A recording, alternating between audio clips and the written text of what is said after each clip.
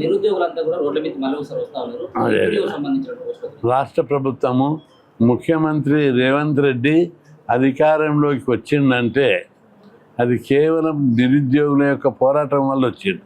గతంలో కేసీఆర్ ఉన్నప్పుడు మేము 350 సార్లు ధర్నాలు చేశాం, వేలాది మందిని రోడ్ల మీద తెచ్చాం. డైరెక్ట్ రిక్రూట్మెంట్ కోటా పోస్ట్ అవుతున్నాయో గ్రూప్ 1, గ్రూప్ 2, గ్రూప్ 3, గ్రూప్ 4 అన్నింటిని భర్తీ చేయాలి, టీచర్ పోస్టు, పోలీస్ రిక్రూట్మెంట్ చేయాలని చెప్పి వేలాది ధర్నాలు, వందలాది సభలు పెట్టి ప్రభుత్వం మీద ఒత్తిడి తెస్తే ఆ అసంతృప్తి జ్వాలగా, అగ్ని జ్వాలగా మారి కేసీఆర్ను రూట్అవుట్ చేసి ఓడించారు.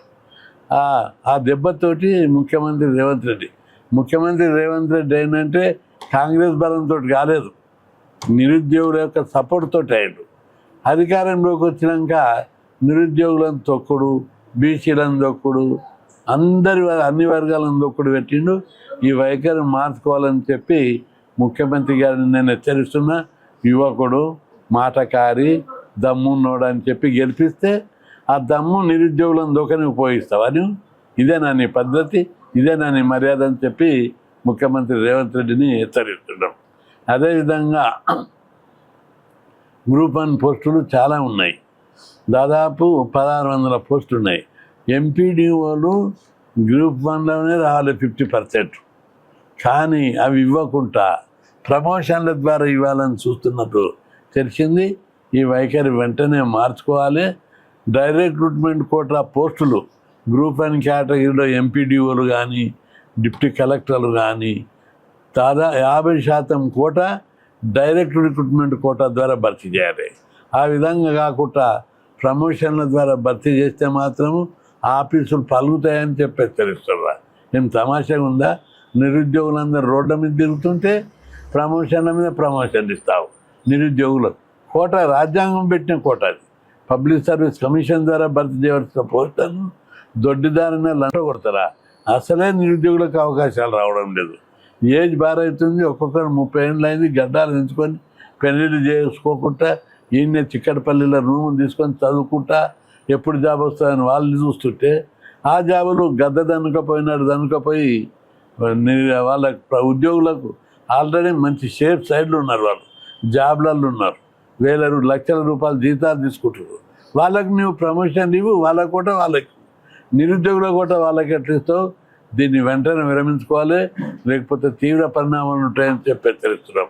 అదేవిధంగా వైద్య ఆరోగ్య శాఖ లోపల, హెల్త్ డిపార్ట్మెంట్ లోపల నర్సింగ్ ఆఫీసర్ పోస్టులు సెలెక్ట్ అయ్యారు.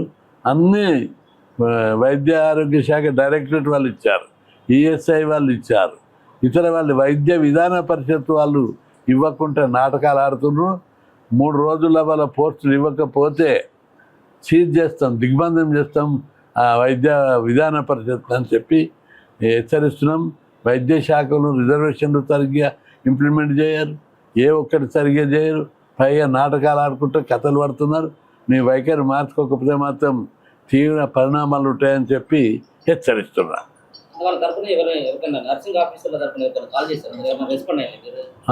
ఈరోజు నర్సింగ్ ఆఫీసర్లు ఇక్కడికి దాదాపు 100 మంది వచ్చారు పొద్దున ఉదయం. ఇప్పుడు కూడా కొందరు ఉన్నారు. వెంటనే వాళ్ళకి ఎలాంటి, నేనేమో సెక్రటరీకి చేశాను క్రిస్టియానా మేడం, ఆమె ఫోన్ లేపుతలేదు. ఆమె వైఖరి మార్చుకోవాలి.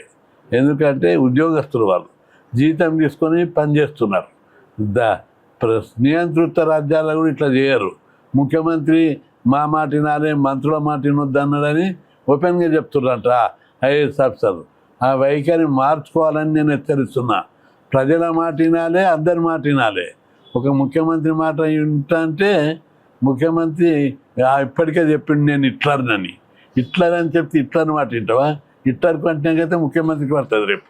కాబట్టి వైఖరి మార్చుకో. ఇది ప్రజాస్వామ్యం, ప్రజలే. రామారావు ఏమన్నాడు? ప్రజలే దేవుళ్ళు అన్నాడు ఎన్టీ రామారావు. ఇప్పుడు కూడా అదే పద్ధతి అని చెప్పి హెచ్చరిస్తున్నా.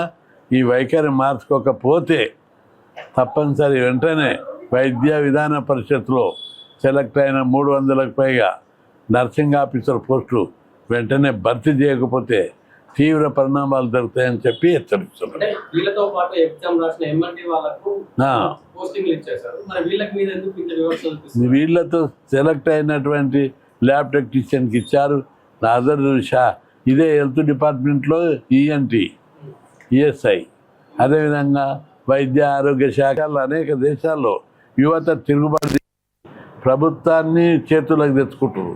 ఇంకా ఇక్కడ వీళ్ళందరూ నాటకాలు ఆడుకుంటా నేను హిట్లర్ నన్ను ఎవరు, నేను నెపోలియన్ నన్ను ఎవరు కథలు పడుతుంటే యువత అసంతితో రగులుతున్న యువత చూస్తూ కూర్చుంటారా అని చెప్పి హెచ్చరిస్తున్నారు. అందుకే ప్రభుత్వం నిరుద్యోగుల పట్ల తన మొండి వైఖరి, వ్యతిరేక వైఖరిని మార్చుకొని వెంటనే పోస్టింగ్ ఇవ్వాలని హెచ్చరిస్తున్నారు. 25వ తారీఖు ఈరోజు మీరు నడవండి అడిగి వస్తానే. అది క్రిస్టియన్ ఉన్నదా తెలుసుకోండి.